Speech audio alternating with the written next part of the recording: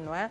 Gostava que nos falasse de forma breve do programa Vamos Ler, dentro deste conceito do Dia Internacional da Língua Materna.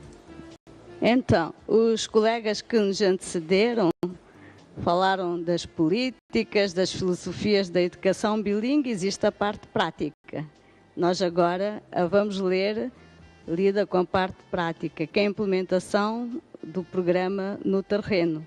No caso, mais concretamente em duas províncias, Zambésia e Nampula, e estas províncias, pelo número da população, abarca quase 50% das crianças moçambicanas. Então, é um programa com uma dimensão enorme.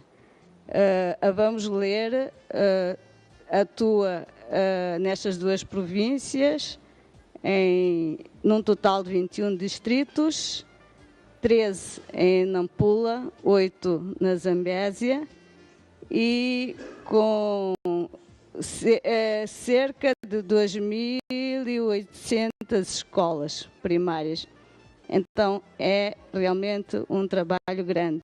E educação bilíngue no terreno significa elaborar os materiais em línguas locais e na língua portuguesa, que é a língua segunda das crianças. Significa também formar os formadores, os professores, os supervisores, os coaches. Então, é um trabalho infinito, mas gratificante. Daqui a pouco vai falar-nos dessa experiência, não é? Refiro-me concretamente à formação, mas deixe-me ouvir aqui o professor Armando Silvestre, não é? Sim. Até para perceber o seu dia a dia, quando a questão é o ensino bilíngue. O ensino bilíngue é a transmissão dos conhecimentos de duas línguas simultâneas. Eu fui professor desde 2003 no ensino bilíngue, na área do ensino bilíngue. Pela primeira vez na introdução, tive muitas dificuldades. As dificuldades que tivemos era a falta do material didático, sobretudo livros e manuais. Mas agora, depois de Vamos Ler entrar, a situação foi totalmente sanada. Os professores são capacitados antecipadamente, recebem o material antecipadamente e já tivemos a supervisão na semana passada, posso dizer. Encontramos professores todos prontos e bem dispostos para trabalhar. Mesmo os alunos, até tivemos uma reunião em que os pais encarregados de educação disseram: nós, pós-vindas, o programa de Vamos Ler, porque já estamos a formar novos líderes da língua emácua, língua local, e sobretudo os anciãos das igrejas, né? Como as Bíblias aparecem em língua local. Sim. Sim, então eles disseram pós-vindas a este programa que não pode ser finito, deve ser infinito. E os professores todos do ensino bilíngue estão abalizados lá no terreno em Nampula. Daqui a pouco vai poder dizer-nos se de fato estas crianças que têm esta oportunidade do ensino bilíngue, em termos de aproveitamento, se elas têm um aproveitamento desejável. Daqui a pouco, deixe-me passar então. Obrigado. Deixe-me passar para Samima Patel, até para partilhar conosco esta experiência da formação, não é? O professor Armando Silvestre já fazia menção de que foi a primeira experiência, que a questão dos materiais constituiu um desafio que ainda bem que, pelo que conta, está a ser ultrapassado, não é? Mas esta experiência da formação. De facto, a formação e os materiais andam juntos. Para a formação correr bem, tem que haver materiais também. E, de facto, o professor Armando diz que correu bem e um dos passos que ele aponta é a formação. Mas, ainda a formação propriamente dita, nós temos que começar por formar quem vai formar os professores. São os formadores. Antes deles, há os formadores dos formadores, que é uma equipa constituída por especialistas das universidades, do próprio Ministério da Educação, alguns dos institutos de formação de professores, mais localmente, e da própria Vamos Ler, que este tem que ter um perfil que possam formar os formadores para esta modalidade. Esta modalidade tem a língua primeira, que são as línguas locais, no nosso caso é a Choabo, o Lomé e Emakua. E a língua portuguesa, além disso, há a matemática, portanto, numeracia e educação física, porque é um programa curricular normal. Então, o desafio consiste em preparar muito bem estes formadores nestas subáreas, eu diria, que é para depois formarem os professores. Eu fico muito feliz aqui de ver que porque o professor Armando foi formado agora, já nesta modalidade, e dele dizer que os outros colegas dele estão todos muito felizes. Nós tivemos uma formação de formadores primeiro em dezembro, em Nampula e Zambésia, nas capitais provinciais, um reforço em janeiro e depois disso em todos estes distritos, já com este corpo de formadores, e formamos os professores. É um desafio tremendo. Mas não foi tão difícil porque já tínhamos os materiais preparados. Então levamos um ano inteiro, todo o ano de 2017 foi para a preparação de implementação deste programa no terreno. Desde a elaboração de materiais nestas línguas todas e também para a matemática e, de facto, desenvolver materiais, mesmo formação para a educação bilíngue é um desafio. Para a educação monolíngue é um desafio. Para a educação bilíngue, para classes iniciais é sempre um desafio, porque cada uma destas línguas tem 4 a 5 variedades dialetais. A comunidade quer ver a sua língua ali, mas os meus colegas que estiveram aqui falaram da padronização. Mas para as comunidades a padronização muitas vezes não diz muito. Aqui nós não falamos, nós não dizemos esta palavra assim. A identidade não se negocia, não? Exatamente, mas temos que tentar negociar.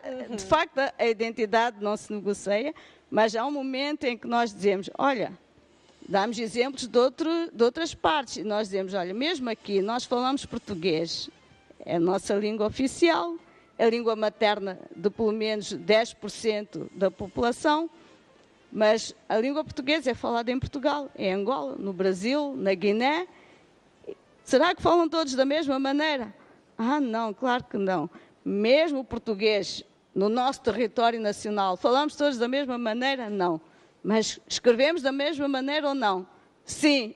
Escrevemos. Sim, então com as nossas línguas tem que ser a mesma coisa.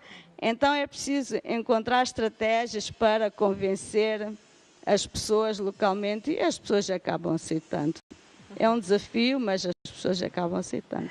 Obrigada, Samima Patel, e vou ao encontro do professor Armando Silvestre, não é? Até para perceber, em termos de aproveitamento na sala de aulas, como é que é para os alunos. E também tivemos esta história que o Mairira Usuka, não é, contou e que faz todo um sentido para uma criança que no primeiro dia de aulas vai à escola e chega lá e encontra uma situação em que não percebe a língua com a qual as pessoas se comunicam.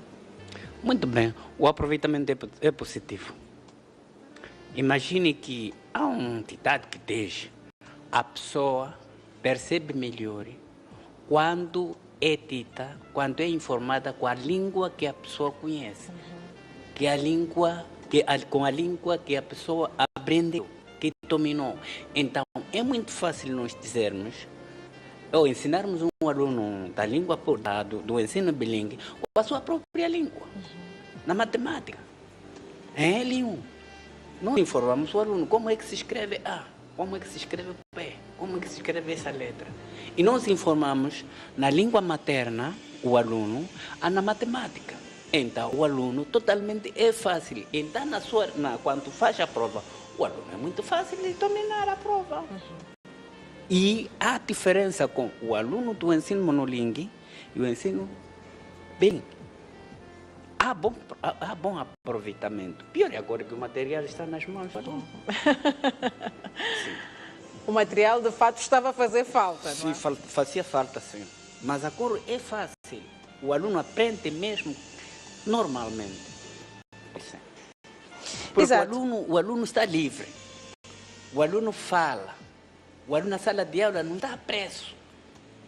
Consegue partilhar as suas ideias. Exatamente. Consegue mesmo comunicar-se com a sua própria língua, quer dizer, falar, expressar-se com a sua própria língua. E o aluno pergunta dúvidas com a sua própria língua. Então, com isso, leva que o aluno tenha um bom aproveitamento na sala de aula. Ainda bem, e estamos mesmo a caminhar para a reta final desta nossa conversa de hoje. Vou ao seu encontro, Samima Patel, mesmo para ouvir as suas considerações finais. Eu fico muito feliz. O professor Armando tocou num aspecto fundamental do processo de ensino-aprendizagem, seja em qual for a língua. É a interação em sala de aula. A sala de aula moçambicana é, de um modo geral, muito silenciosa. O professor faz uma pergunta, as respostas são em coro, muitas vezes só para dizer sim. Normalmente as pessoas perguntam, entenderam? As crianças dizem em coro sim. Raro ouvir uma criança moçambicana dizer que não entendeu, mas o professor Armando está aqui a dizer que nas turmas de educação bilingue as crianças se colocam, põem dúvidas.